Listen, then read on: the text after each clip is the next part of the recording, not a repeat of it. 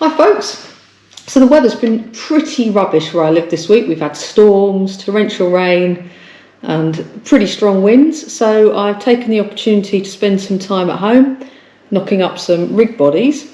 When I'm making these in bulk, I find it really handy to have the Tronix Pro Max Packs of rig building components you can get, like the size 1 swivels here.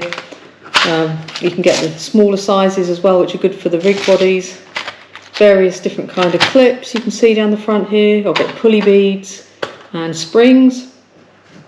I've also got some of the Zenon line here, which you can use as shock leader or for the rig bodies.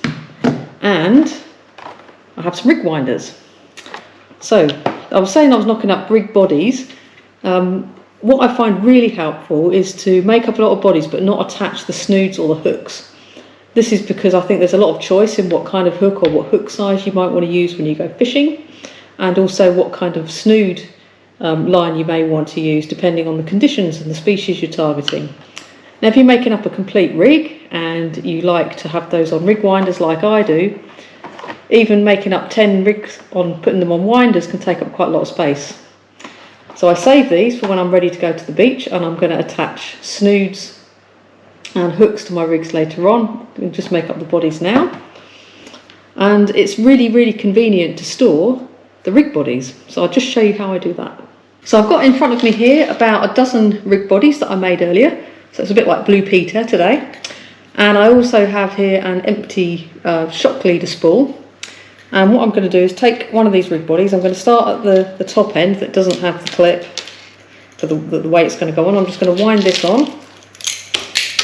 onto my empty spool, and then when I get to the clip, I'm going to take the next rig body, just get the top of that here, and the swivel at the top, I'm going to put that onto the clip that the weight goes on and carry on winding, putting the second one on, and I'm going to do that with all of these rig bodies. Right, so I'm just winding on the last of my rig bodies. And you can see that they've all gone on, oops, throwing it away. You can see they've all gone on the spool nicely. And to stop them coming unwound, I have a hairband here. I've bought about 100 of these online for £5.